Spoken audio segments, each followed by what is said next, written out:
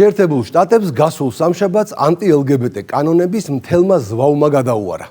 განსაკუთრებით იმ წითელ შტატებს, რომლებშიც ტრამპმა და რესპუბლიკელებმა გაიმარჯვეს. ყველა ის კანონი, რომელიც პრეზიდენტმა გამოსცა, ჯერჯერობით კონგრესშია თავმოყრილი და მილიონ ბიუროკრატიულ პროცედურას გადის. სანამ ეს ტლანქი ბიუროკრატია გაიზმორება და კანონ პროექტებს კენჭისყრამდე მიიყვანს, რესპუბლიკელი გუბერნატორები, რომლებიც გაცილებით მოქნილები არიან გადაწყვეტილების მიღებაში, დროს არ კარგავენ და ტრამპის ინიციატივებს ერთი მეორის მიყოლებით ნერგავენ თავიანთ შტატებში. პირველ რიგში იმ შტატებმა, რომლებიც გენდერულ იდეოლოგიას ეწინააღმდეგებიან, მიიღეს კანონები, რომლითაც ტრანსგენდერებს ქალთა სპორტში მონაწილეობა აეკრძალებათ. ეს ახალი წესები უკვე ძალაში შევიდა ინდიანასა და ჯორჯიაში, სადაც ვითომ ქალად გადაკეთებული ბიოლოგიური კაცები ქალთა სპორტულ სახეობებს ვეღარ მიეკარებიან. ჯორჯიაში ამ კანონს რაილი გეინსის სახელი უწოდეს. ქალის, რომელმაც ალბათ ყველაზე მეტი იბრძოლა ამერიკაში ამ გენდერული შიზოფრენიის წინააღმდეგ. სწორედ რაილი გეინსი იყო ტრამპის ერთ-ერთი წარმომადგენელი წინასაარჩევნო კამპანიაში, რომელმაც ანტიტრანსგენდერული პოლიტიკის პოპულარიზაციისთვის მნიშვნელოვანი საქმე გააკეთა. ანუ თამამად შეიძლება ითქვას, რომ ამ უშიშარმა გოგონამ ნამდვილად დაიმსახურა, რომ საკანონმდებლო აქტს მისი სახელი ერქვას. ასევე უმნიშვნელოვანესი ინიციატივა დაკანონდა ოჰაიოშიც. აქ ამიერიდან მშობლებს ეძლევათ უფლება შვილები არ დაასწრონ ისეთ გაკვეთილებს, რომლებზეც სექსუალურ კონცეფციებს ან გენდერულ იდეოლოგიას ასწავლიან. საერთოდ რატომ უნდა იყოს დაშვებული სკოლებში გარყვნილების პროპაგანდა სრულად გაუგებარია, მაგრამ ჩავთვალოთ, რომ ამ ეტაპზე ესეც დიდი მიღწევა და უფრო დიდ გამარჯვებასაც მალე ვნახავთ. გარდა ამისა, მასწავლებლებს კანონით დაევალათ აცნობონ მშობლებს იმის შესახებ, თუ ბავშვს სკოლაში დეპრესიას, გენდერულ დისფორიას ან რაიმე მსგავს ფსიქოლოგიურ პრობლემას შეამჩნევენ. აქამდე, როგორც იცით, მშობლებს ბავშვის პრობლემებს უმალავდნენ, რათა დედას და მამას ბავშვისთვის სქესის გადაკეთება და სხეულის დასახიჩრება შემთხვევით არ გადაეფიქრებინა. წარმოიდგინეთ, სადამდე იყო მისული ფსევდოლიბერალური შიზოფრენია, რომლითაც არაფორმალური ოლიგარქიული მმართველობა, იგივე deep state, სქეს არეული და გონება გადაბრუნებული მანქურთების საზოგადოებას აყალიბებდა. ეს პროცესი, როგორც შეერთებულ შტატებში, ისე ევროკავშირში ჯერ კიდევ აქტიურად მიმდინარეობს, ასე რომ რამე გლობალური მნიშვნელობის წარმატებაზე საუბარი ჯერ მაინც ნაადრევია. ასევე ძალიან მნიშვნელოვანი რამ, შეიძლება ითქვას, ისტორიული ამბავი მოხდა აიოვაში. იქ სადაც ფსევდოლიბერალური გარყვნილება, როგორიცაა გენდერული იდენტობა, საერთოდ ამოშალეს საკანონმდებლო ბაზიდან. ანუ ჰომოსექსუალები, ლესბოსელები, ტრანსგენდერები და ყველა სხვა თვითგამოცხადებული გენდერები სახელმწიფოს დაცვის პრიორიტეტებში აღარ არიან. ანუ მათი განსაკუთრებულობა დასრულდა. აცი ყველასთვის ერთი კანონი იარსებებს ყოველგვარი პრივილეგიების გარეშე. აიოვა პირველი შტატია, რომელმაც ასეთი მნიშვნელოვანი სამართლებრივი ნაბიჯი გადადგა. რაც შეეხება ინდიანასა და მისისიპის, აქ ეგრეთ წოდებული დეი პროგრამების მიმართ განახორციელეს შეტევა.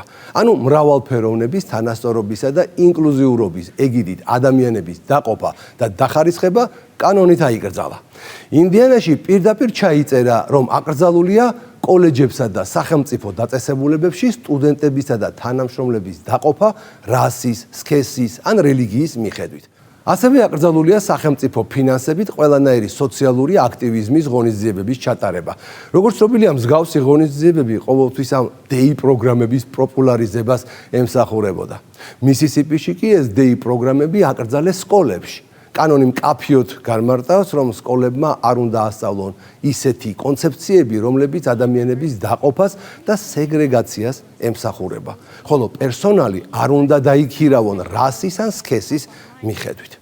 თითქოს ამერიკაში ეს რასობრივი დაყოფა და სეგრეგაცია გასულ საუკუნეში უკვე გაიარეს, მაგრამ ვინ იფიქრებდა მაშინ, რომ 21 საუკუნეში ყველაფერი თავდაყირად ადგებოდა და დისკრიმინაციულ მდგომარეობაში უკვე თეთრი და ჯანმრთელი სექსუალური ორიენტაციის ამერიკელები აღმოჩნდებოდნენ. წლების განმავლობაში ფსევდოლიბერალური იდეოლოგია სისტემატურად ცდილობდა დასავლური ცივილიზაციის ფუნდამენტურ დემონტაჟს, ქალისა და კაცის ბუნებრივი განსხვავებების წაშლას, ბიოლოგიური რეალობის ხელყოფასა და ადამიანის იდენტობის რადიკალურად გადახაზვას. ამ ყველაფერს უკან კი არაფორმალური ოლიგარქიული მმართველობა, იგივე deep state-ი უდგას, რომელიც აკონტროლებს კულტურულ ნარატივებს, აკადემიურ სივრცესა და საკანონმდებლო პროცესებს.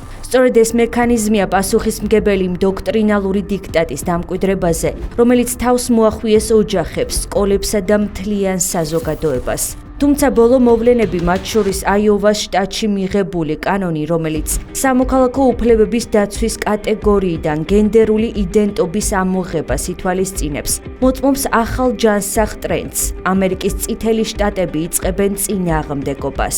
ეს არ არის მხოლოდ ერთი შტატის საკანონმდებლო ცვლილება. ეს არის სიგნალი, რომ დასავლური საზოგადოების კონსერვატიულ ფესვებს კვლავ აქვთ სიცოცხლის უნარიანობა. საზოგადოების ის ნაწილი, რომელიც ჯერ კიდევ იცავს ჭეშმარიტებას, ბუნებრივ წესრიგს და სქესობრივი იდენტობის ღვთიურ მემკვიდრეობას, ჯანსაღი რელსებისკენ ინაცვლებს და აღარ ეთანხმება იმ ფინანსურად წახალისებულ იდეოლოგიურ ექსპერიმენტს, რომელიც ცდილობს ადამიანის ბუნების გაუქმებას და ღვთის სახის წაშლას. გასულ კვირას შეერთებულ შტატებს ფაქტობრივად გადაუარა ანტი-LGBT კანონმდებლობების კონსერვატიულმა ტალღამ. განსაკუთრებით იმ შტატებში, სადაც რესპუბლიკურმა პარტიამ და პრეზიდენტმა ტრამპმა გაიმარჯვეს. ეს არ იყო უბრალოდ სამართლებრივი ცვლილებები, ეს იყო ღირებულებათა კონტრშეტევა წლების განმავლობაში დამკვიდრებული რადიკალური გენდერული იდეოლოგიის წინააღმდეგ. რესპუბლიკელი გუბერნატორები გათავისუფლებულნი ფედერალური ვერდიქტების წნეხისგან დულად იწყებენ შტატების ცხოვრებაში ტრადიციული ღირებულებების დაბრუნების რეალიზებას. ამ პროცესში არ გვაქვს საქმე უბრალო კანონპროექტებთან. ეს არის ბრძოლა ამერიკის სულიერ თვითმყოფადობასა და არაფორმალური ოლიგარქიული მმართველობის, იგივე deep state-ის ანთროპოლოგიურ ექსპერიმენტებს შორის. ისტორიული გარდატეხა აიოვადან დაიწყო. შტატმა გაბედა და ფსევდოლიბერალური იდეოლოგიის ერთ-ერთი უმთავრესი ბურჯი, ეგრეთ წოდებული გენდერული იდენტობა საერთო დამოშალა საკანონმდებლო სივრციდან. ეს ნიშნავს, რომ იმ ჯგუფებს, რომლებიც წლების განმავლობაში სარგებლობდნენ პოლიტიკური განსაკუთრებულობითა და პრივილეგიებით, ანუ ჰომოსექსუალები, ლესბოსელები, ტრანსგენდერები და სხვა თვითგამოცხადებული გენდერული იდენტობების მატარებლები, სახელმწიფო აღარა ავალდებული მათ იდეოლოგიურ ფანტაზიებს განსაკუთრებული დაცვა დაუთმოს. ამიერიდან აიოვაში კანონი ყველასთვის ერთია. აღარ იარსებებს ხელოვნურად შეთხზული კატეგორიები და არავინ იქნება სხვებზე უფრო დაცული, მხოლოდ საკუთარი სექსუალური ქცევის ან ფსიქოლოგიური თვითშეფასების საფუძველზე. ასევე ახალი კანონი სამართლის ფუნდამენტად ბიოლოგიურ ჭეშმარიტებას მიიჩნევს. ქალი და კაცი განისაზღვრება დაბადებისას არსებული ანატომიის მიხედვით და აღიკვეთება აბსურდული შესაძლებლობა, რომ ადამიანმა დაბადების მოწმობაში სქესი ოფიციალურად შეიცვალოს. ეს არის გამბედავი და პრეცედენტული ნაბიჯი. აიოვა გახდა პირველი შტატი, რომელიც გაბედულად დაუპირისპირდა იმ იდეოლოგიურ ზეწოლას, რომელსაც ლიბერალური ელიტა და deep state-ის მართული სტრუქტურები საზოგადოებას წლებია თავს ახვევენ. მაშინ, როდესაც რესპუბლიკელმა გუბერნატორმა კიმ რეინოლდსმა აიოვას ახალ კანონს ხელი მოაწერა, აღნიშნა, რომ შტატის წინა სამოქალაქო უფლებების კოდექსი სქესებს შორის ბიოლოგიურ განსხვავებას ბუნდოვანს ხდიდა. საერთოდ და საღი აზრია, რომ მამაკაცებსა და ქალებს შორის აშკარა და ფუნდამენტური ბიოლოგიური განსხვავებები არსებობს. სწორედ ამიტომ აუცილებელია ქალებისა და გოგონებისთვის ნამდვილი სამართლიანი და თანაბარი დაცვის უზრუნველყოფა.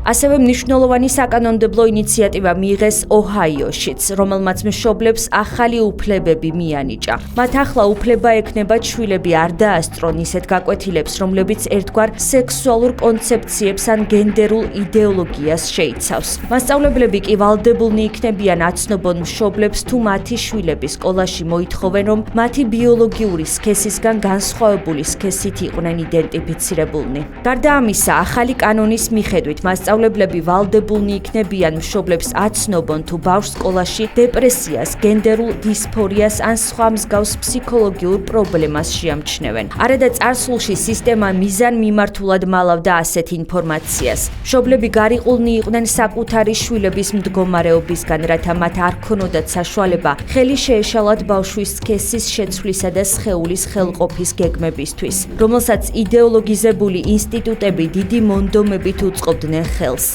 ეს გადაწყვეტილება კი არის ოჯახის დაცვა და ბუნებრივი წესრიგის აღდგენის აქტიური ბრძოლა შტატებში გამეფებული ლიბერალური ექსპერიმენტების წინააღმდეგ.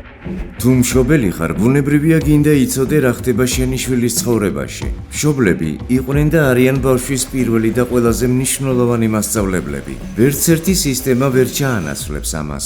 განსაკუთრებული სიმკაცრით და კონკრეტული მიზანმიმართულობით კონსერვატიული შტატები უკვე უტევენ იმავნე პროგრამებს, რომლებიც მრავალფეროვნების, თანასწორობისა და ინკლუზიურობის, ეგრეთ წოდებული DEI ლოზუნგებით წლების განმავლობაში აიძულებდნენ ადამიანებს იდეოლოგიურ დაყოფასა და ხელოვნურ სეგრეგაციას. ინდიანაში მიღებული კანონის თანახმად მკაცრად იკრძალება კოლეჯებსა და სახელმწიფო უწყებებში ადამიანების კლასიფიცირება მათი რასის, სქესის ან რელიგიური კუთვნილების მიხედვით. სახელმწიფო უწყებებს ასევე ეკრძალებათ ბიუჯეტის ხარჯვა ისეთ აქტივობებზე, რომლებიც რეალურად სოციალური აქტივიზმის გავრცელებას ემსახურება. მსგავსი ნაბიჯი გადადგა მისისიპიმაც. შტატმა ოფიციალურად აკრძალა DEI პროგრამების გავრცელება სკოლებში. ახალმა კანონმა ცალსახად დააფიქსირა, რომ სასწავლო დაწესებულებებს ეკრძალებათ ისეთი კონცეფციების სწავლება, რომლებიც ხელს უწყობს ბავშვების დაყოფას და დაპირისპირებას სქესის ან რასის ნიშნით. კანონში ასევე ხაზგასმით არის მითითებული, რომ პერსონალის შერჩევა მხოლოდ კვალიფიკაციის საფუძველზე უნდა მოხდეს და არა რასობრივი ან გენდერული კვოტების პრინციპით, რაც წლების განმავლობაში წარმოადგენდა შერჩევის მახინჯ სისტემას. უგულებელყოფდა უნარს და კვალიფიკაციას, იდეოლოგიურ მარკერს კი პრიორიტეტს ანიჭებდა. ფიქრობ, ეს არის ის, რაც მისისიპის მოსახლეობას სურს და ეს ნიშნავს წარმომადგენელთა პალატის მიერ ახალი კანონ პროექტის მიღებას. ეს ნაბიჯი დაგვაბრუნებს იმ გზაზე, რომელიც უზრუნველყოფს თანაბარ შესაძლებლობებს დასაქმების, განათლებისა და სტუდენტური პროგრამების მიმართულებით და ამასთანავე თავიდან აიცილებს დისკრიმინაციულ პრაქტიკებს. ამასთანავე რიგმა შტატებმა გადაწყვიტეს დაუპირისპირდნენ გენდერული იდეოლოგიის დიქტატს და კაფიოდ დაიცვან ქალთა სპორტის სიწმინდე ბიოლოგიური რეალობის საფუძველზე. ისინი უკვე აქტიურად იღებენ მკაცრ კანონებს ტრანსგენდერული აგრესიის შესაჩერებლად. შესაძლებელია ითქვას კიდეც, რომ ინდიანასა და ჯორჯიაში ამოქმედდა ერთგვარი წესრიგი, რომელიც საბოლოოდ აუკრძალავს ბიოლოგიურ მამაკაცებს, თუნდაც ისინი საკუთარ თავს ქალად აცხადებდნენ ქალთა სპორტში შეღწევას. ანუ დასრულდა ეპოქა, როდესაც ქალებს საპრიზო ადგილები ძალით წაართვეს გენდერულად გარდაქმნილმა მამაკაცებმა.